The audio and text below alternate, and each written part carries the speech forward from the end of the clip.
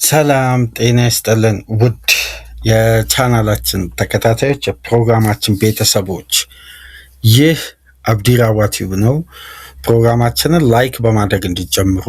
ላይክ ስታደርጉ የዚህም ፕሮግራም ተደራሽነት ተደማጭነት ከፍ ስለሚያደርግ ላይካችሁ ይጠቅመናል። ላይክ እያደረጋችሁ ፕሮግራማችንን ማድመጥ እንዲጀምሩ። አዲስ ከሆናችሁ ቻናላችንን ዛሬ ማድመጥ ለጀመራችሁ ሰብስክራይብ በማድረግ የደወል ምልክቷን በመጫን የቻናላችን ቤተሰብ እንድትሆኑ የአክብሮት ግብዣችንን እያቀረብን ይህንን ፕሮግራም ከሀገር ውጭ የምታደምጡ በባህር ማዶ የምትገኙ የቻናላችን ተከታታዮች ድጋፋችሁን በሱፐር ስቲከር፣ ሱፐር ቻት፣ ሱፐር ታንክስ ለቻናላችን ድጋፍ እንድታደርጉ በአክብሮት እየጋበዝን የመጀመሪያ ክፍል የዕለተ አርብ ፕሮግራማችን በቀጥታ ትኩረት የሚያደርገው ኢቮሉሽን ኦፍ ሊቨርፑል ይሆናል። የራዮላ ቀጣይ ከባዱ የቤት ስራ በአንፊልድ የሚጠብቃቸው ፈተናና ጠንካራ ስራዎችን በተመለከተ የምናነሳበትና ወቅታዊ የቡድኑን የዝውውር ሂደት አሁን ላይ ይሄ ፕሮግራም ወደ እናንተ ተደራሽ እስከሚሆንበት ሰዓት ድረስ ያሉትን ወቅታዊ አፕዴቶች ከውስጥ አዋቂዎች እስከ ሚዲያ ዘጋቢዎች ያገኘናቸውን መረጃዎችን በዚህ ፕሮግራም ወደ እናንተ የምናጋራ ይሆናል። የዝውውር አፕዴቶችን በመጨረሻም የፕሮግራማችን የዚህ ፕሮግራም የመጨረሻ ደቂቃዎች ላይ አፕዴት የምናደርጋቸው ይሆናል። በመጨረሻም በሁለተኛ ክፍል እንግዲህ ትኩረት የምናደርገው በቀጥታ የአርሴናል በዝውውር መስኮቱ አዲስ ተጫዋች ለማስፈረም እንግዲህ በገበያ ላይ ጠንክሮ እየሰራ እንደሆነ ይታወቃል። ከትናንት ምሽት ጀምሮ እንግዲህ የሚካኤል አርቴታ አርሴናል ባልተጠበቀ መልኩ ከአዲስ ተጫዋች ጋር ስሙ እየተያያዘ ይገኛል። ወይም ከዚህ በፊት በሩመርስ ደረጃ ያልሰማ ነው አዲስ ስም እንግዲህ ከአርሴናል ጋር ተያይዞ እየወጣ ነው የሚገኘው። ያንን ጉዳይ በተመለከተ በሁለተኛ ክፍል ይዘላችሁ ምንመጣ ይሆናል። በሶስተኛ ክፍል እንግዲህ ይህን ፕሮግራም ለማሰናዳት ወደ እናንተ ወደ ስቱዲዮ ከገባ በኋላ የተሰማው እንግዲህ ኤሌት አንደርሰን በስተመጨረሻም በ116 ሚሊዮን ፓውንድ ያው አወዛጋቢ ቢሆንም ግማሽ የተወሰኑ ሚዲያዎች ከኖቲንጋም ፎረስት አለን ባሉት መረጃ መሰረት 130 ሚሊዮን ፓውንድ የሚሉ አሉ። ግማሹ ደግሞ 116 ሚሊዮን ፓውንድ ነው ሲቲ የከፈለው በሚል እያወዛገቡ ነው የሚገኙት እና ትክክለኛ ዋጋው እስካሁን ድረስ ኦፊሻሊ በወጣ ስቴትመንት ባይረጋገጥም ግን የታመኑ የዝውውር ዘጋቢዎች 116 ሚሊዮን ፓውንድ ሲቲ በስተመጨረሻም ያለምንም አዶንስ ኤሌት አንደርሰንን ማስፈረሙን ይፋ አድርጓል። ዛሬ ተጫዋቹ ኦፊሻል ሜዲካሉን የሚያጠናቅቅ ይሆናል። በሳምንቱ መጨረሻ የማንቸስተር ሲቲ ንብረት መሆኑን ሪጅስተር ቀጣይ ሰኞ ይደረጋል። የኤሌት አንደርሰን ዝውውር ወደ ማንቸስተር ሲቲ ተጠናቋል። ይሄ ዝውውርን በተመለከተ በሶስተኛ ክፍል እናነሳለን። የሊቨርፑልና የማድሪድ ኢላማ የነበረው በቅርበት ሲከታተሉት የቆዩት ጀርመናዊው ካሉም ፊሊክስ ኒሜንቻን ማንቸስተር ዩናይትድ በጣም አጥብቆ እየፈለገው እንደሚገኝና አሁን ማንቸስተር ዩናይትድ ሲሪየስ እና ስትሮንግ የሆነ ፍላጎት እያንጸባረቀ የሚገኘው ኒሜንቻ ላይ እንደሆነ ከወደ ጀርመን ያሉ በጣም ተጨባጭ ዘጋቢዎች ይዘው ይወጡ ነው። ያንን በተመለከተ በአራተኛ ክፍል እናነሳለን። እነዚህ ፕሮግራሞች ሁሉ ዕለተ አርብ በአራት ክፍል ከእናንተ ጋር ቆይታ የምናደርግበት ሲሆን የመጀመሪያ ክፍል እንግዲህ የአንዶኒ ራዮላ ቀጣዩ ከባዱ የቤት ስራና በመጨረሻም የሊቨርፑል ወቅታዊ የዝውውር መረጃን በመጨረሻም የምናነሳላችሁ ይሆናል። በተለይ ከዝውውር ጋር በተያያዘ የሊቨርፑል ደጋፊዎች የበለጠ አሁን ምን ያክል ክለቡ በዚህ የዝውውር መስኮት አክቲቭ ሆኖ ሊቆይ እንደሚችል የተረጋገጠበትም አንድ የክለቡ ውስጥ አዋቂ እንግዲህ ፋይናንሻሊ ሊቨርፑል አሁን ላይ ይፋ ያደረገው ለነ ሪቻርድ ሂውስ የተበጀተው በጀት አለ። ያንን በጀት እንግዲህ መሰረት አድርገን ደግሞ መጨረሻ ላይ ያንን መረጃ የማጋራችሁ ይሆናል። ምን ያክል ተጫዋች ሊያስፈርሙ ይችላሉ? አሁን የተበጀተው በጀት ምንም አይነት የተጫዋች ሽያጭ በጀትን ያካተተ አይደለም። ይሄ ደግሞ የበለጠ የፈራሚውን ቁጥር ከፍ ያደርጊውን። ለምሳሌ በጀቱ ከአምናው የሊቨርፑል ኔት ስፔንድ ይበልጣል። አሁን ሊቨርፑል አምና ኔት ስፔንዱ ስንት ነበር? 226 ሚሊዮን ፓውንድ ነው አይደል? ከገቢና ወጪው ማለት ነው። ከፍተኛ ኢንቨስትመንት አደረገ። በዛው ልክ ሂሳቡን አሞርታይዝ ለማድረግ በአብዛኛው ትኩረት የሚስብ ጠንካራ የፋይናንስ ስርዓትን በማይጎዳ መልኩ ገበያውን ባላንስ ለማድረግ ከሽያጭ የሚያገኛቸው ገቢዎች በጣም ሊቨርፑልን ስትሮንግ ሆኖ ፖዚሽኑ እንዲጠናቀቅ አድርጎታል በፋይናንስ ስርዓት እና የ2023/24 እና የ2024/25 በጀት እና ወጪ ጋር ነው የሊቨርፑል አሁንም የፒኤስአር የሂሳብ መዝገብ የሚካፈለው። ይሄ ማለት ደግሞ ክለቡ በዚህም ሳመር 450 ሚሊዮን ፓውንድ ማውጣት ይችላል። በቀጣዩም ሳመር ማውጣት ይችላል ለሶስቱ ተከታታይ የዝውውር መስኮት። ለዛ ነው የሚያቀርባቸው ክፍያዎች በአንዳንድ መመዘኛዎች ለእግር ኳሱ ቤተሰብ ግርምት እየፈጠረ የሚገኘው። ለአንድ ተጫዋች 100 ሚሊዮን ዩሮ ገደማ አቅርቦ ተጨማሪ አሻሽለን እንመጣለን በሚልም ድርድሮች የተደረጉ የሚገኙት ከዚህ መመዘኛ ነው እና አሁን የፋይናንስ ሂደታቸው በጣም የሊቨርፑል ባንክ አካውንት ካሸሩ በጣም ጤናማ ፋይናንስ ላይ ነው የሚገኘውና እስቲ እሱም ወደ መጨረሻ የምናነሳው ይሆናል። ይሄ ደግሞ በጀት ምን ያክል ለሊቨርፑል በዚህ የዝውውር መስኮት በጣም በጣም በጣም ጥራትና እርጋታ የተሞላ ውሳኔዎች ላይ እንዲደረጉ የሚያደርገው ግን አብዛኛው ዝውውሮች እስከ ጁላይ መጨረሻ ድረስ እንዲያበቁ በቁርጠኝነት ከበስተጀርባ እየተሰራ ነው። ያንን በመጨረሻ እናነሳለን። ግን እስቲ መነሳት ያለባቸው ቀደም ብለን ያዝናቸው የክለቡ ደጋፊዎችም ሆነ የእግር ኳሱ ቤተሰብ ሊያውቁት የሚገባ ወሳኝ የአንዶኒ ራዮላ ትልቁ የቤት ስራ ከፊት ለፊት ይገኛል። ከባድ የቤት ስራ በሊቨርፑል ደጋፊዎች ዘንድ አእምሯቸው ውስጥ የተቀረጸውን አንዱን ምስል በፍጥነት የመቀየርና ተስፋ ወዳለው ትልቅ ብርሃን ወዳለውና የክለቡን ስታንዳርድ የሚመጥነውን ኳሊቲ ዳግመኛ በአንፊልድ ቤት የማምጣት ነው። የክለቡን የተጠናቀቀ የውድድር ዓመት ሲዝንን ከደጋፊው አእምሮ ስር ነቅሎ ሊያወጣ የሚችል ከአእምሮ ውስጥ ያሉትን ጥያቄዎችን ምላሽ ማግኘት የሚችል የአምናውን ሲዝን እንደ አንድ የሽግግር ዓመት ሳይሆን ለሊቨርፑል በጣም ከባድና ከባድ ብቻ ሳይሆን ለክለቡ ደጋፊዎች በጣም አሳማሚ ፔንፉል የነበረ የውድድር ዓመት ነው። ለእግር ኳሱ ቤተሰብ ያልተጠበቀ የሊቨርፑል መውረድ ነው። የበለጠ ደግሞ ክለቡ በአይደንቲቲ ደረጃ ደግሞ ባለፉት ዓመታት ታይቶ በማይታወቅ ሁኔታ የቁልቁለት ጉዞ በጣም የፈጠነበት የውድድር ዓመት ነው።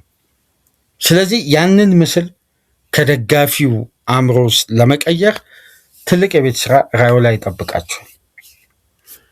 ያ ምስል ደግሞ ከደጋፊው ዘንድ እስካልተቀረፈ ድረስ ደጋፊው ሁሌም አንድ አጋጣሚ በተፈጠረ ቁጥር ሊቨርፑል ለምሳሌ ጤናማ አጀማመር አድርጎ መሀል ላይ በክለቡ አጫወት ሳይሆን በዕለታዊ ውጤት ቢጠፋ ከአምናው ሲዘን ጋር ተመሳሳይ የሆነ ሂደት ውስጥ የመግባት አይነት ተደጋጋሚ የሆኑ ጥያቄዎች በስሎት የ2 ዓመት ቆይታ ውስጥ የነበሩ ያልተቀረፉ ችግሮች ቢያንስ እንደነዚህ አይነት ክፍተቶች ተቀርፈው መታየት አለባቸው።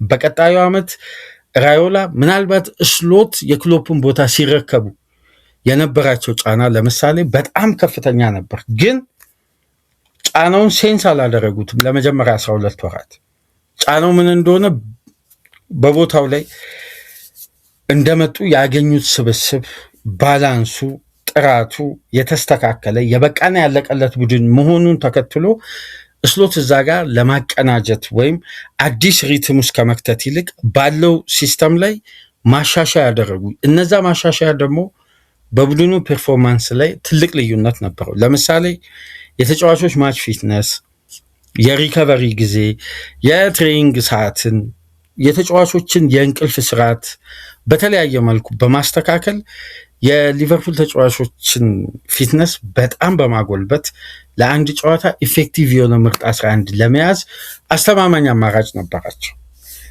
እነዛን ጉዳዮች እንግዲህ ለአንድ ሲዝን ብቻ በዛ ስትራቴጂ ተጉዘው አዲስ ስትራክቸር ሲይዝ ግን ሊቨርፑል ተበታትኖ እንግዲህ በተዋሃደ ደረጃ ሲዝን ውስጥ ለማሳለፍ ከሳምንት ሳምንት በስጋት አሸናፊነት፣ በስጋት ሽንፈት፣ አቻ ውጤት፣ ድሉ እንኳን ስጋት የተሞላው ነበር። አሳማኝ ድሎች፣ በጣት የሚቆጠሩ ድሎች ነበሩ በሙሉ ሊቨርፑል በአጠቃላይ በሲዝን ውስጥ ያደረጋቸው ጨዋታዎች። ስለዚህ ከዛ ከፍታ የሊጉን ዋንጫ ካገኘ ቡድን በቀጥታ ወርዶ በማቴማቲካል ስሌት ወይም በሊቨርፑል አስደናቂ ፐርፎርማንስ ሳይሆን የሌሎች ክለቦችን መዳከም ታግዞበት የዩኤፋ ቻምፒየንስ ሊግን ቦታ ይዞ ሲያጠናቅቅ የዚህ ቡድን ምስልና የደጋፊዎች ኤክስፔክቴሽን ሻምፒዮን ከሆነ ቡድን የሚጠበቀው ካራክተርና ሜዳ ላይ ታይቶ ያውም በክለቡ ብቻ ሳይሆን በእንግሊዝ ምድር አይደለም በዩሮፒያን እግር ኳስ ታይቶ በማይታወቅ ሁኔታ ከፍተኛ ገንዘብ ኢንቨስት አድርገው እነዛ ኢንቨስትመንቶች ግን በአሰልጣኙ ያጫወት ስርዓትና የቅንጅት ሂደት አመርቂ ሳይሆን ቀርቶ ለሊቨርፑልን አንዱን ሙሉ ሲዝን ፋይናንሻሊ ብቻ አይደለም ከፐርፎርማንስ አንጻር እምነት ያሳጣ በጣም የወረዱ ብቃቶች ታይተዋል። እነዚህን ጉዳዮች አሁን እኚህ ስፔናዊ ጂኒየስ ታክቲሽያን የመመለስ ኃላፊነት አለባቸው። ኃላፊነቱ ሊቨርፑልን ዳግም ክሎፕ በገነቡት ስቴጅ ላይ ማስቀመጥ ብቻ አይደለም፣ በዛ ደረጃ ፐርፎርም አድርገው በዘላቂነት ያንን አይደንቲቲ የመመለስ ነው። ይሄ ደግሞ ከመጀመሪያ የሲዝኑ 10 ጨዋታዎች ጀምሮ የራዮላ ፈተና ስለሚጀምር አሁን የክለቡን ቀጣይ ስትራክቸራል ቤዝመንቱን የሚያስተካክሉበት ወሳኝ ነጥቦች ላይ እንወያያለን። እነዚህ ነጥቦች በነገራችን ላይ ለምሳሌ በስሎት ክፍተት ብቻ የመጡ ጉዳዮች አይደለም። አሁን ራዮላ የሚጠብቃቸው ፈተና በስሎት ክፍተት ደግሞ የመጡ ጉዳዮች ደግሞ የበለጠ ፈተናውን ራዮላ ላይ ጠንካራ ያደርገዋል። ለምሳሌ በተጠናቀቀ የውድድር ዓመት ሊቨርፑል ሆም ኤንድ አዌይ ካራክተሩ ብዙም ልዩነት የለው።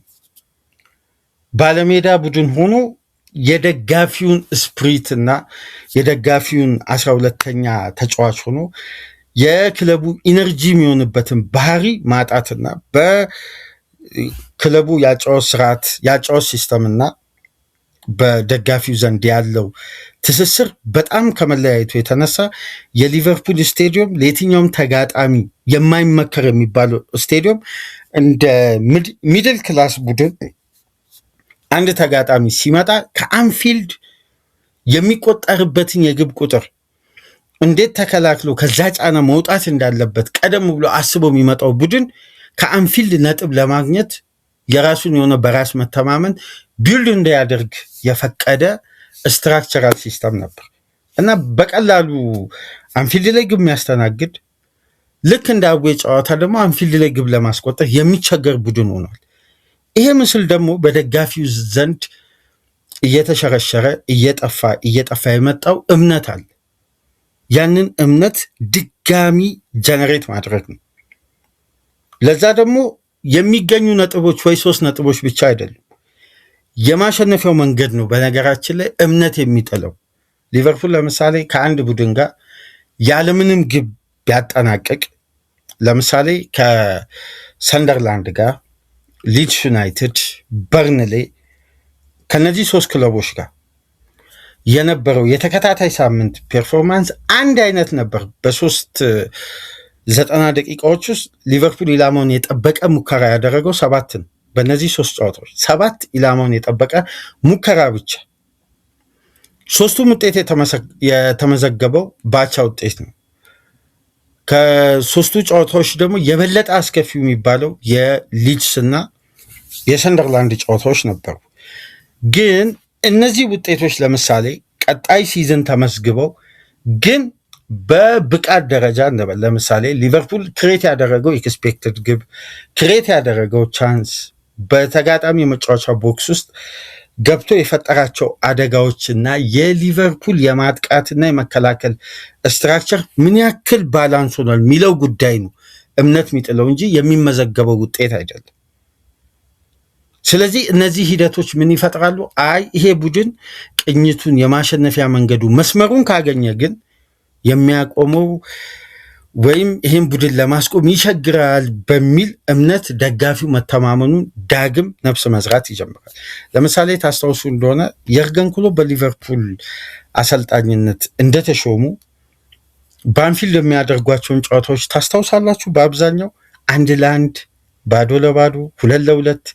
ለምሳሌ ከማስታውሳቸው ጨዋታዎች መካከል ከዌስት ብሮሚች እና ከሳውዛምፕተን ጋር የተደረገው ጨዋታ ቤንቴኬ ባለቀ ሰዓት ሄዲንግ ያስቆጠረበት፣ ማኔን ኤድዋርድ የመጨረሻው ምልመላ ያጠናቀቀበት፣ ከዛም በኋላ ቀጣዩን ሲዝን የመጀመሪያ የክሎፕ ፈራሚዎች መካከል አንዱ እንዲሆን ያደረጉበት እነዛ ጨዋታዎች ሁሉ በየርገን ክሎፕ የሊቨርፑል ከብሬንደን ሮጀርስ ከተረከቡ በኋላ በነበሯቸው ጨዋታዎች ሁሉ ተስፋ ነበረው። ቡድኑ እምነትን የሚጣልበት ፕሮጀክትን ቢያንስ በወቅቱ ባሉ ተጫዋቾች ማሳየት ጀምሯል።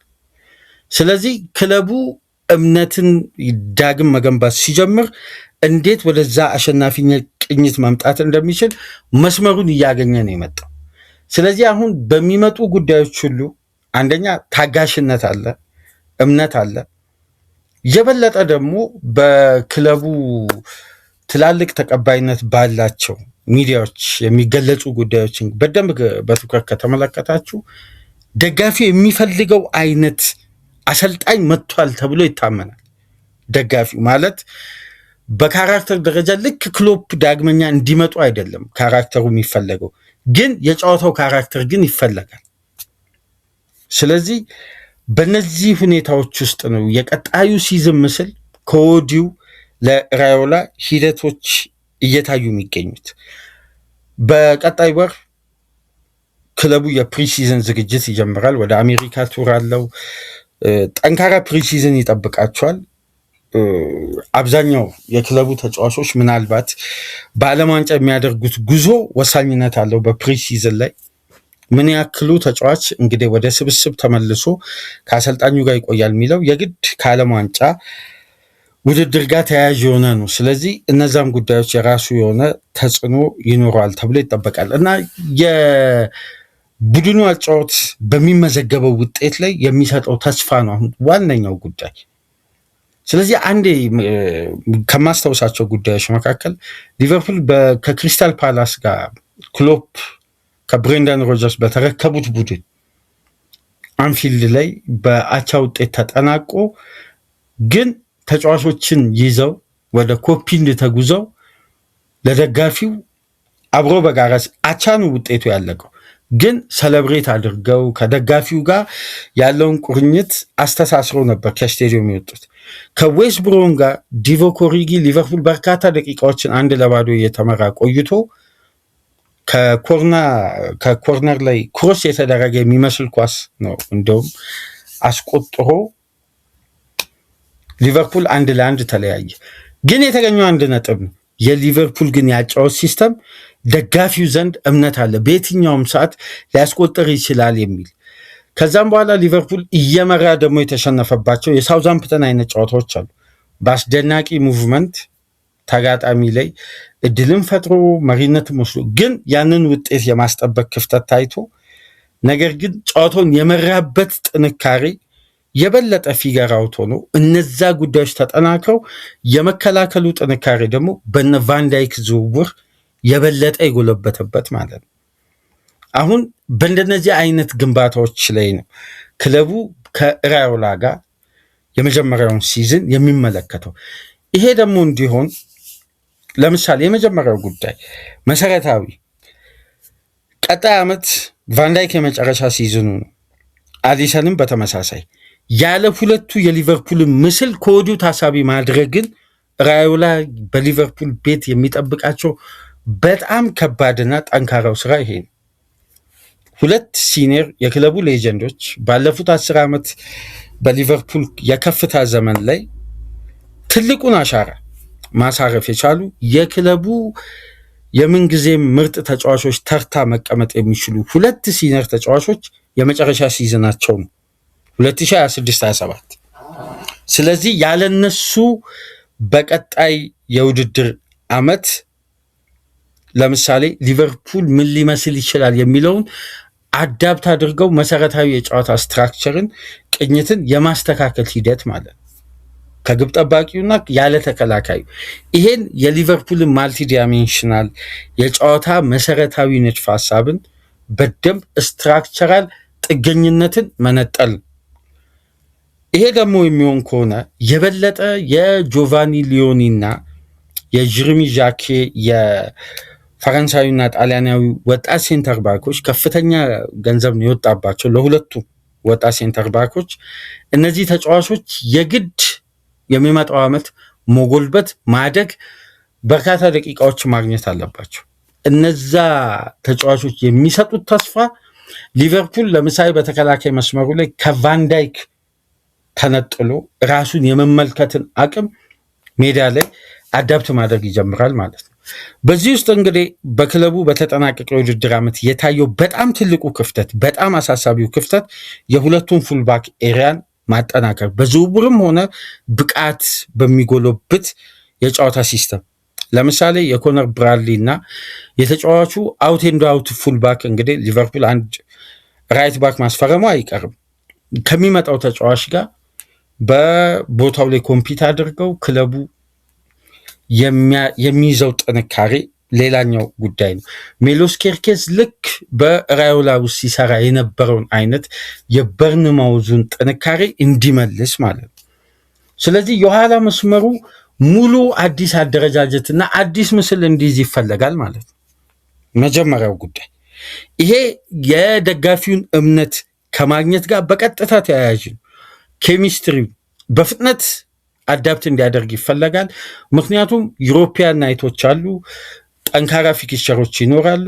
ተጫዋቾችን አጎልብቶ የማብቃት ደግሞ ትልቅ ኃላፊነት አሰልጣኙ ላይ ነው የሚኖረው። ሌላኛው ጉዳይ ግን ባለፉት ዓመታት በሊቨርፑል ቤት ከታዩ በጣም መሰረታዊ ጥንካሬዎች መካከል ሊቨርፑል ለበርካታ ዓመት ትላልቅ ኢንቨስትመንቶችን እንዳይፈጽም ከያዟቸው ስትራክቸራል ግንባታዎች መካከል የአማካይ ክፍሉ እጅጉኑ ፍሉድ መሆንና ከባድ ጥንካሬ ነው። ለምሳሌ ክሎፕ ሊቨርፑልን ሲረከቡ ከነበረው የአማካይ ክፍል በስፕሪት እና ሜንታሊቲ ደረጃ ሄንደርሰን እና ሚልነርን አቆይተው እነ ኤምሬ ካን በነፃ የዝውውር ሂሳብ ከክለቡ ሲለቁ የሚመጡ ተጫዋቾች ኢንቨስት ተደርጎ ነው የሚመጣው። ስለዚህ ዌጅ ቢልን ጫና ባላንስ ማድረግ ጭምር ይጠበቅባቸው ነበር እና አሌክስ ኦክስሌድ-ቼምበርሌንን በክሬቲቪቲ ሲያመጡ ጂኒ ዋይናልደምን ከዊንገር ወደ ሚድፊልደር ሲቀይሩ የነበረው ዳይናሚክ ትራንዚሽን በጣም ባላንሱን የጠበቀ ፍጹም ኢኮኖሚካል የነበረ ስትራቴጂ ነው። ምክንያቱም ፋቢኒዮ በሩመርስ ደረጃ የበለጠ ወደ ሊቨርፑል ከመምጣቱ አንድ ሲዝን ቀደም ብሎ ያለውን የፋቢኒዮን ቁጥሮች ብትመለከቱ 56-57 በመቶ ካልተሳሳትኩኝ በቀኝ ፉልባክ ነው በሞናኮ ቆይታ ያደረገው። ዋይናልደም በቀኝ ዊንገር ነው ኒውካስል ቆይታ ያደረገው። ግን የሊቨርፑል የመከላከል ጥንካሬ ምስል ሆኖ አንፊልድ ሲመጡ አስተማማኝ ዲፌንሲቭ ሚድፊልደር ተፈጥሯዊም ነው ፋቢኒዮ። ግን የበለጠ ሞናኮ ተጫዋቹን ሲገለገል የነበረው እንደ ፉልባክም ነበር በርካታ ጊዜያት። ስለዚህ የኢቮሉሽን ጤናማ ነበር ማለት ነው በሊቨርፑል ቤት። አሁን የሚፈለጉ ጤናማ ሽግግሮች መካከል በሚመጡ ተጫዋቾች ሊቨርፑል ራሱን አጠናክሮ ሊይዝ የሚገባው የአማካይ ክፍል ትልቁ ጥንካሬ ነው። የክለቡ ስኬት ላይ ቀጥተኛ ተጽዕኖ ያለው በእያንዳንዱ የውድድር ዓመት የማይደክሙ ፍጹም ኢነርጂ ያላቸው ለተከታታይ 5-6 ዓመት በተመሳሳይ ኳሊቲ ላይ መጫወት የሚችሉና አስተማማኝነት ያላቸው በተለይ ደግሞ ፊዚካል ጥንካሬ የክለቡ የኢንቴንሲቲ ባህሪ ትልቁ አቅም ማለት ነው። ለተከላካይ ክፍሉ የሚሰጡት ሽፋን ለምሳሌ ሊቨርፑል የነበረውን አይነት እኮ የአማካይ ክፍል ዴፕዝ እና ኳሊቲ ጥንካሬና ሜንታሊቲ አብዛኛው ክለብ ላይ አንመለከትም ነበር። 3 ምርጥ አማካዮችን ተጠቅሞ 3ቱ ባካፖች ተቀይሮ ሲገቡ ግን ከዛ ባላንስ የበለጠ ማጥቃቱ ምስል ይዘው ነበር ተቀይሮ የሚገቡት። ስለዚህ ያ የአማካይ ጥንካሬ ምስል ዳግም ሊቨርፑል ቤት ሰርቫይቭ እንዲያደርግ ዳግም ነፍስ ዘርቶ እንዲነሳና ያኛው የአማካይ ክፍል ጥንካሬ እንዲገነባ ይፈለጋል። ትልቁ ጉዳይ ምናልባት የአማካይ ክፍሉ ግንባታ የሚያመጣው ጥራትና ቅንጅት በሊቨርፑል ሲዝን ላይ ቀጥተኛ ተጽዕኖ ይፈጥራል ብዬ አስባለሁ በግሌ። ምክንያቱም የራያን ግራቨንበርግ ኬሚስትሪ ለ1 ዓመት በስሎቱ ሰርቶ በቀጣዩ ዓመት ያልሰራበት የራሱ የሆነ ምክንያት አለ። ምክንያቱም ሲስተማቲካል አሬንጅመንት ሲደረግና በተለይ ፕሪሚየር ሊግ ከየትኛውም ሊግ ለየት የሚያደርገው በአንድ የውድድር ዓመት አንድ ተጋጣሚ የያዘውን ምስል ከትንሽ ጊዜ በኋላ 19ኙም ክለብ አዳፕት ያደርጓል። ለዛ የጨዋታ ስርዓት ደግሞ በተቃራኒው እንደሚገጥም ቡድን መብት ይዞ መምጣታቸው አይቀርም። ይሄ ነው ሊጉን የተፎካካሪነቱን አቅም ሁሌም ከፍ አድርጎ የሚያስቀምጠውና የአማካይ ክፍሉ ጥንካሬ ለሊቨርፑል ቀጣይ ግንባታ ትልቅ አቅም ነው። ለዛም ነው ሊቨርፑል ድምፁን አጥፍቶ ከሆነ ሳፕራይዝ ዝውውር ጋር በቀጥታ ለመያያዝ እንግዲህ ከበስተጀርባ በአማካይ ስፍራ ላይ በጣም በሳል የሆኑ እርምጃዎችን ለመውሰድ ረጅም ርቀት እየተጓዙ ነው። በምልመላውና በድርድሩ በኩል እስካሁን ድረስ ሜንሽን የተደረገ ስም በሩመርስ ደረጃ መሐመዱ ሳንጋሬ፣ ላሚን ካማራ ይባላል፣ አሌክስ ስኮት፣ አደም ዋርተን፣ እነዚህ ተጫዋቾች ሁሉ ከሊቨርፑል ጋር ስማቸው ይያያዛል። ግን በጣም ያልተጠበቀም ሳፕራይዝ የአማካይ ክፍል ፊርማም ሊኖር ይችላል። አንድ ተጨማሪ አማካይ ደግሞ የሚለቅ ከሆነ 2 አማካይ ማምጣትም እድል እንዳለ ይነሳል እና ይሄ አማካይ ክፍሉ የበለጠ ለራዮላ ትልቅም የቤት ስራ ከተከላካይ ክፍሉ ባልተናነሰ እንደውም አስፍተን ከተመለከትን የበለጠ ከባድ ድካም የሚያስፈልገው ጥንካሬው እንዲጎለብትና ዳግም እንዲያንሰራራ የሚፈለገው የአማካይ ክፍሉ ባለፉት ዓመታት የነበረውን ጥንካሬ የመመለስ ጉዳይ ነው። ትልቁና ለሊቨርፑል ለ2 ጊዜ ፕሪሚየር ሊግ ዋንጫ ማሸነፍ፣ ለሻምፒየንስ ሊግ ድል መብቃት ብቻ ሳይሆን 2 ጊዜ ፍጻሜ መብቃት ከድሉ ውጪ ማለት ነው። ትላልቅ ዋንጫዎችን እንዲያሳካና ኮንሲስታንሲ እንዲያሳይ የበለጠ የፕሪሚየር ሊጉ አስፈሪ የፊት መስመር ይዞ እንዲቆይ ካስቻሏቸው ጉዳዮች መካከል የዊንገርና የሴንተር ፎርዋርድ አቅም ነው። ክሎፕ በአንድ ወቅት ቃል የገቡትን ጉዳይ ተግብሮ ሄደዋል። ሪቤሪንና ሮበንን የሚያስረሱ 2 ዊንገሮችን ገነባለሁ እንዳሉት ማኔንና ሳላን ማምጣት ቻሉ።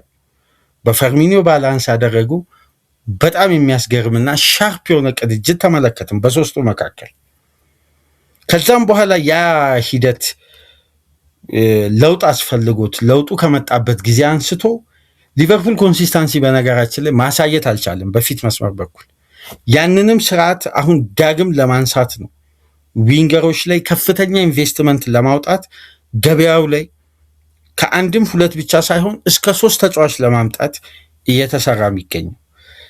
ለዚህ ደግሞ አስተማማኝ የሆኑ በዘላቂነት ለ5 ዓመት ለ6 ዓመት አለ ለ1 ዴኬድ ለ10 ዓመት የሚያገለግል አይነት ግንባታ ነው።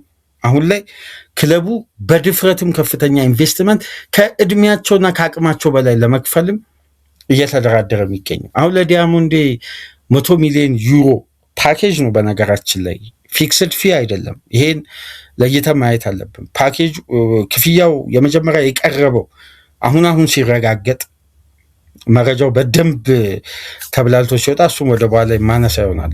ሊቨርፑል ያቀረበው ክፍያ 74 ሚሊዮን ፓውንድ ሲደመር 12 ነው። ግን 12ቱ አዶንስ 2 ቦታ ነው። አዶንሱ እንደ ተጫዋቹ የ2 ዓመት ቆይታና የ4 ዓመት ቆይታ ላይ መሰረት ያደረገ ነው።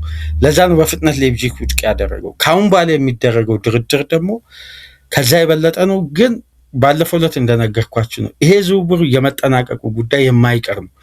ግን ከኤኬቲኬ ሂሳብ ከፍ የሚል ከዊዘ ክፍያ በጣም የሚያንስ በነዚህ በሁለቱ ተጫዋቾች የዝውውር ክፍያ መሀል ላይ ያለ ነው። ወደ በኋላ ቆይ አሁን ያለውን ወቅታዊ መረጃ የማጋራችሁ ይሆናል እና በሉዊስ ዲያዝ ሽያጭ ከተመለከታችሁ ፋይናንሻሊ ሊቨርፑል በጣም ትርፋማ ነው። በጣም ትርፋማ ነው። የተጫዋቹን ኳሊቲ ግን የመተካትና ተጫዋቹን በኳሊቲ ደረጃ እዛ ቦታ ላይ ማጣታቸው ክለቡን ጎርቶታል። ፋይናንሻሊ ግን የትኛውም ቡድን ይህንን አቅም በዚህ እድሜ ላይ በዚህ አጭር ኮንትራት ዘመን ላይ ይሄን ገንዘብ ያገኛል ተብሎ አይጠበቅም። ወደ 76 ሚሊዮን ዩሮ እስከ 80 ሚሊዮን ዩሮ እኮ ይጠጋል እስከና አዶንሱ ወደ 70 ሚሊዮን ፓውንድ አካባቢ። እንደውም በመጀመሪያ ሲዝኑ ደብል ዲጂት ዲሉ ላይ ነበር የግብ ተሳትፎ።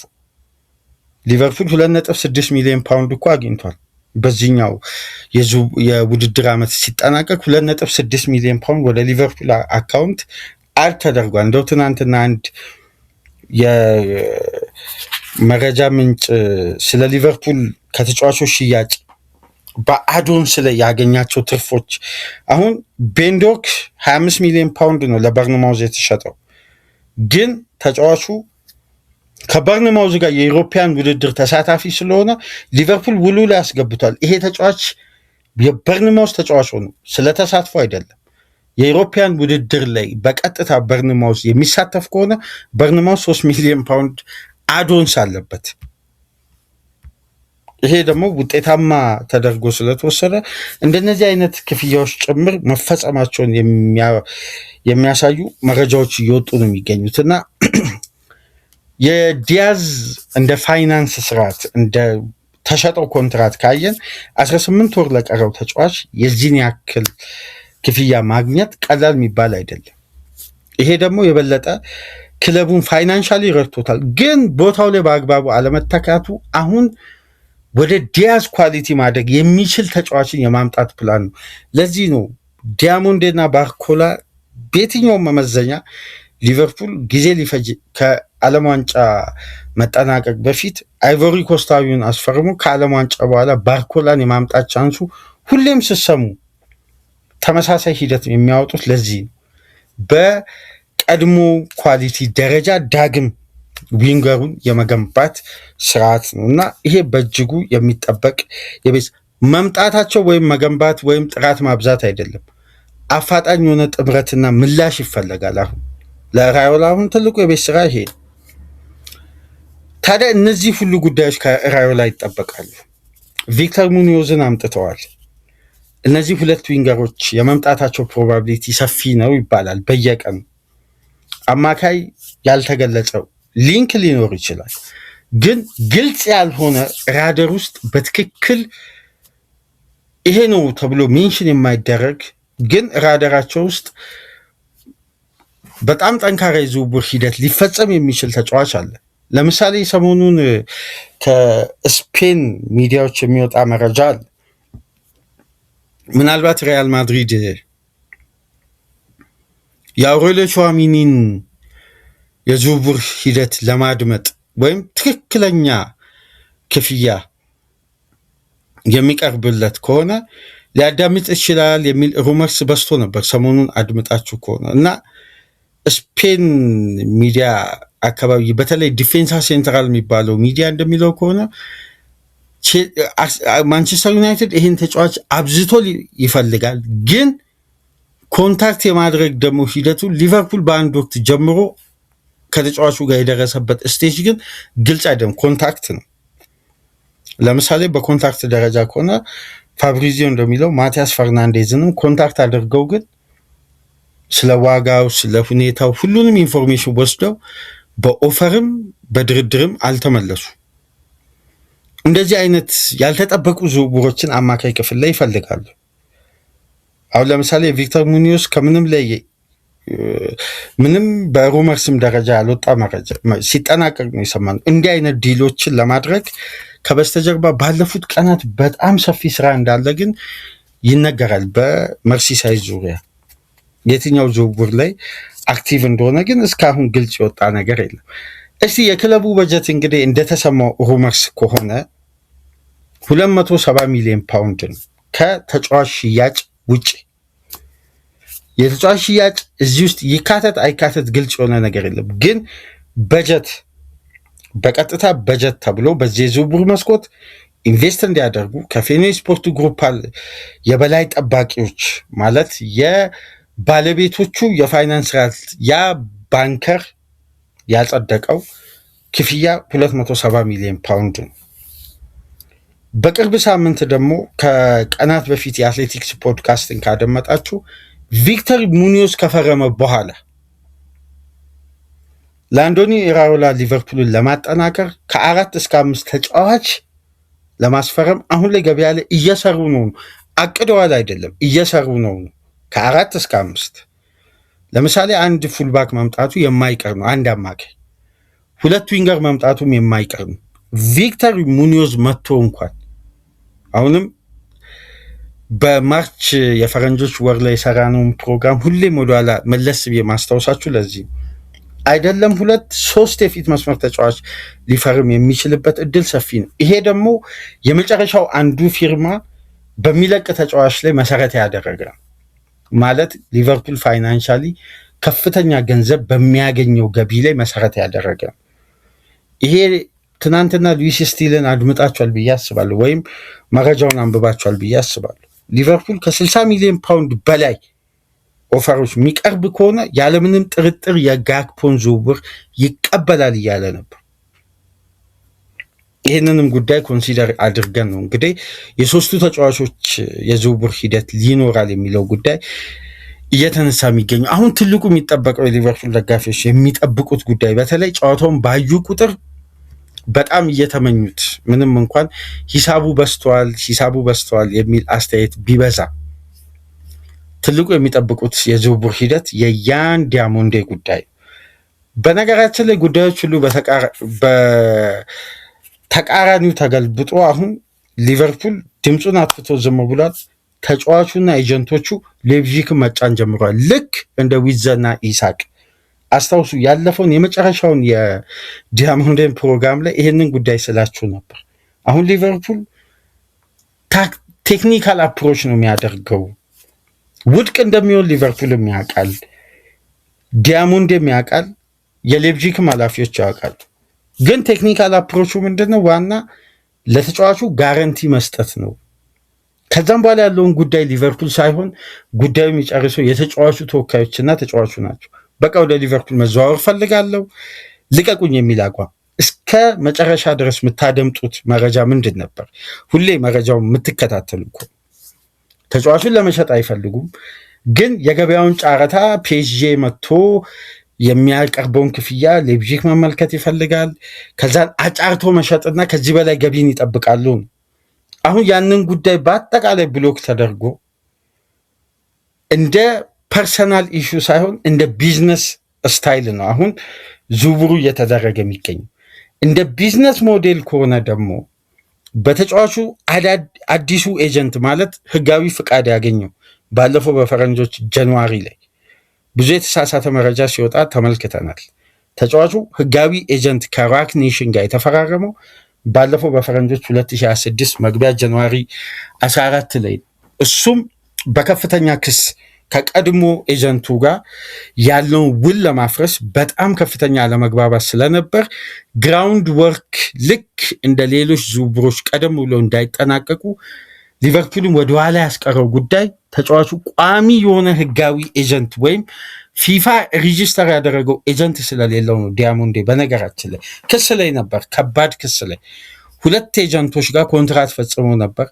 የአንዱ ኮንትራት አልተቀደደም፣ ሌላኛው ሬጂስተር ሲደረግ ያ ደግሞ ክፍተት ፈጥሮ የቀድሞ ኤጀንቱ ክስ መስርቶ ነበር ተጫዋቹ ላይ። ከዛም በኋላ ነው አሁን ለግዙፉ የሂፕሆፕ አርቲስት ለጄዚ ካምፓኒ ራክ ኔሽን ህጋዊ የሆነ ኮንትራቱን መፈረም የቻለው እና አሁን የራክ ኔሽን ተወካዮች እንግዲህ ሌቪዥክን በጣም እየተጫኑ ነው የሚገኙት። ይሄ የሆነበት ዋነኛ ምክንያት ምን መሰላችሁ? አሁን ከዝውውሩ በኋላ ይሄ መረጃ ትሰማላችሁ። ሊቨርፑል ለተደራዳሪ ኤጀንቶች የሚከፍለው ክፍያ በነገራችን ላይ አሁን ቼልሲ ዝውውሩ ላይ ውስብስብ የሆኑ ዝውውሮች ላይ የገባ ያለፈው የክሊር ላይ ካፒታል ዘመን በየትኛውም አይደለም ባለፉት 10 ዓመት ውስጥ ማንም ክለብ ከፍሎ ማያውቀውን ከፍተኛ ክፍያ ለኤጀንቶች ከፍሏል። ያ ደግሞ በቀጥታ ቼልሲ አሁን አዲስ በዩኤፋና በፕሪሚየር ሊጉ ምርመራ የተጀመረበት ዋነኛ ምክንያት ይሄ ለአደራዳሪ አካላት የሚከፈለው ከፍተኛ ያልተገባ ክፍያ ነው እና አሁን ለራክኔሽን እስካሁን ድረስ ይሄ ግዙፍ ካምፓኒ ወደ እግር ኳስ ከመጣ ከ2017-18 አንስቶ ተከፍሎት የማያውቀውን የዚህ ተጫዋች የድርድር ለኤጀንሲው የተከፈለ ክፍያ አለ ከሊቨርፑል ማለት ቃል የተገባ ያው ዝውውሩ ሳይካሄድ አይከፈልም፣ ግን ቃል የተገባ ክፍያ አለ። ይሄን ዲል የምታጠናቅቁ ከሆነ ይህን ያክል % ክፍያ ይኖራቸዋል። ከልጁ ጋር ፐርሰናል ተማጠናቀዋል። አሁን ትልቁን ጉዳይ እየገፉ የሚገኙ ታስታውሳላችሁ፣ የዊድዘ አባትና ተወካዮቹ ናቸው ሌቨርኩዘን ላይ ጫና የፈጠሩት። ኢሳቅም ኤጀንቱ ነው በጣም ጫና ኒውካስል ላይ መፍጠር የቻለው። የኤኬቲኬ ዝውውር ላይም ኤጀንቱ ነው በጣም ዝውውሩ እንዲቀላጠፍ ያደረገው። አሁንም ተመሳሳይ ስትራክቸራቸውን አጠናቀዋል። ካሁን በኋላ ያለው ስቴፕ የተጫዋቹ ተወካዮች ነው። አይ በቃ በሌፕዚግ ለተጨማሪ ዓመት መቆየት አልፈልግም፣ ኮንትራቴ እንዲሸጥና ወደ አንፊልድ መዘዋወር እፈልጋለሁ በሚል አሁን ሰሞኑ የምሰሙት ሩመርስ በአጠቃላይ ይሄ መረጃ ከዚህ መነሻ በማድረግ ነው። ለዛ አሁን ተጫዋቹ በጣም ሌፕዚግ የሊቨርፑልን ኦፈር እንዲቀበል የተጫዋቹ ተወካዮች በጣም ሌፕዚግ ላይ ጫና እየፈጠሩ ነው።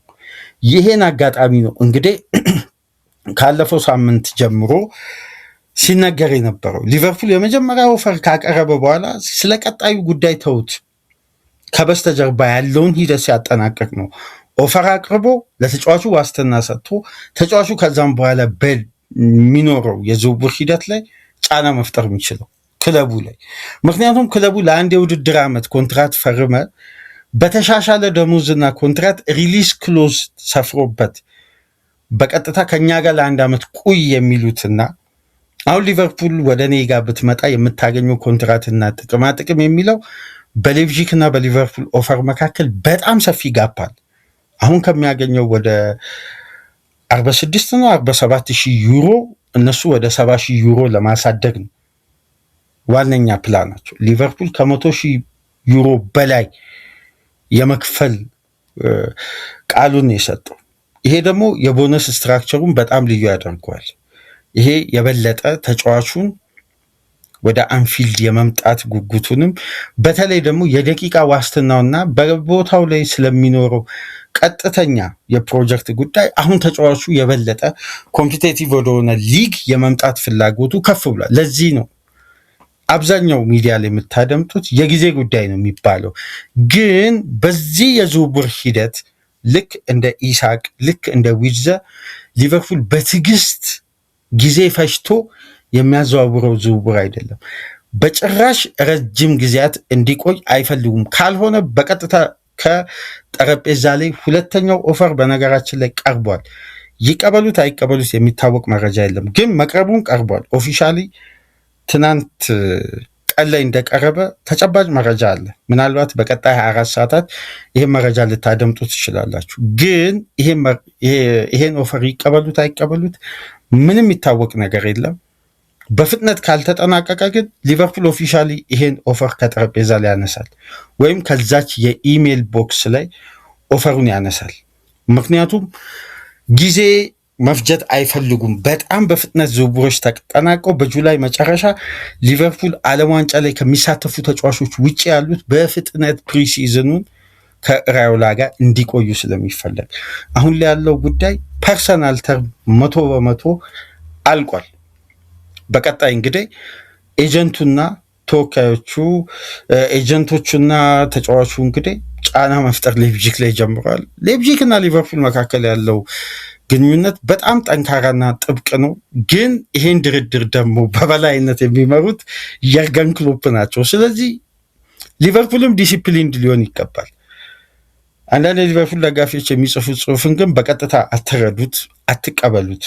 ምክንያቱም በክለቡ እድገትም ስኬትም ላይ ኔጌቲቭ ነገር በመጻፍ የሚታወቁ አንዳንድ እንደ ጆን ሲልቬስትራኖስ ማን ነው የሚባል አንድ የሊቨርፑል ጸሐፊ አለ። በኤክስ ገጽ ብዙ ተከታይ ስላሉት ብዙ ጽሁፎችን የሊቨርፑል ደጋፊዎች ይመለከቱታል እና በጣም በጣም ኔጌቲቭ ነገር በመጻፍ ብቻ እኔ ያላነሰ 4-5 ዓመት አውቀዋለሁ ስለ ፌኒ ስፖርት ግሩፕ ሊቨርፑል በተሸነፈ ቁጥር ከየርገን ክሎፕ ጋር በተያያዘ እና እነሱ የሚያንጸባርቁት አይዲያ ነው በአንዳንድ ሚዲያ ላይ የሚወጡት። በተለይ የክሎፕ ዝውውሩ ላይ ለሊቨርፑል ጠጠር ብለዋል የሚለው ምክንያቱም ማኔጂንግ ዳይሬክተር ናቸው። አሁን ኮንትራት ያላቸው አሁን ለስራቸው ደሞዝ የሚከፍለውን ካምፓኒ ማክበር አለባቸው። ይህ እኮ ግዴታ ነው። የፈለገ የሊቨርፑል ሌጀንድ ሊሆኑ ይችላሉ፣ ግን ለስራቸው ታማኝ መሆን አለባቸው። ሊቨርፑል ስለሆነ ብቻ አንሽቼ ልሽጥ የሚል ፕሮጀክት የለም። ግን ድርድሩን አሁን የተጫዋቹ ተወካዮችና ተጫዋቹ በደንብ ጫና መፍጠር ጀምሯል። የጊዜ ጉዳይ ይመስላል የዚህ ዝውውር መጠናቀቅ። ሌላኛው ጉዳይ እንግዲህ ሌኪፕና አንድ የፈረንሳይ ሚዲያ ይዞ እንደወጣው ከሆነ ፒኤስዤ በቀጣይ 15 ቀናት ውስጥ ከባርኮላ ኤጀንት ጋር የመጨረሻ ሚቲንግ አለው። ይሄ ሚቲንግ የመታጠፍ ቻንሱ ዝቅተኛ ሆኖ የሚደረግ ነው። የኮንትራት ድርድሩ ላይ ባርኮላ ከፒኤስዤ እግሩ የሚወጣ ከሆነ መዳረሻው መርሲሳይድ እንደሚሆን እየጻፉ የሚገኙት አርሴናልም ባርሳም ሌሎች ቡድኖችም አሁን ላይ ከባርኮላ ጋር ተያይዞ ያላቸው ፍላጎት እንጂ ዳይሬክት ኮንታክትም ግንኙነትም የበለጠ ድርድርም እስከ ጥቅማጥቅም ድርድር ድረስ የደረሰ ማንኛውም ክለብ የለም። ስለዚህ ይህን ጉዳይ በተደጋጋሚ ማብራራቱ በራሱ በሚወጡ መረጃዎች መሰረት ራሱ በጣም አሰልቺ ነው። አንድ አይነት መረጃ ነው የሚወጣው። ምንም የተለየ ወይም የተለየ ፕላን የለም። ግን ትልቁ ጉዳይ ባለፉት 24 ሰዓታት የሰማነው የሉኳ ጉዳይ ነው። ቼልሲ ይሄን ተጫዋች ለማስፈረም በጣም ጠንካራ ፍላጎት ቢኖረውም ሊቨርፑል ግን ለረጅም ጊዜ በአንዱ ሴንተር ባክ ቦታ ፕላን ከተደረጉ ተጫዋቾች አንዱ ነው። በተለይ ወደ ሉኳ ፊታቸውን እንዲያዞሩ ያስገደደው የኒኮላስ ሾልተርበርግ ከባዱ የሊጋመንት ጉዳት ነው። ምናልባት ከነ ጉዳቱ ሪስኩን ወስዶ ያስፈርማሉ ወይስ ፊታቸውን ወደ ሉኳ ዞሮ ቢዲንግ ዋር ውስጥ ከቼልሲ ጋር ይገባሉ? በቀጣይ ቀናት ምንመለከት ይሆናል። ግን የሊቨርፑል የመጨረሻ ፕራይም ታርጌት የነበረው ኒኮላስ ሾልተርበርግ ነው። ከማድሪድ ጋር አንገት ለአንገት ተናንቀው ሪሊስ ክሎዙን ትሪግ ለማድረግ በተለይ በተጫዋቹ ጥቅማጥቅም ዙሪያ በጣም ሊቨርፑሎች እየሰሩ ቢገኙም ግን የተጫዋቹ በዓለም ዋንጫ መጎዳት በጣም የፕላን ክፍተት መፍጠሩን እየተሰማ ነው የሚገኘው። እስቲ በቀጣይ ቀናት የሚፈጠረው የምንመለከት ይሆናል። እስካሁን ድረስ ያለው ሌተስት አፕዴት ይህን ይመስላል። ላይክ፣ ሼር፣ ሰብስክራይብ አድርጉ። ከሀገር ውጭ የምታደምጡ በሱፐር ስቲከር፣ ሱፐር ቻት፣ ሱፐር ታንክስ ድጋፍ አድርጉ። በአጫጭር የዝውውር መረጃዎች በጊመሬሽ፣ በኤሌት አንደርሰን፣ በኒሜንቻ ተመልሰን እንመጣለን። ሰላም ቆዩ።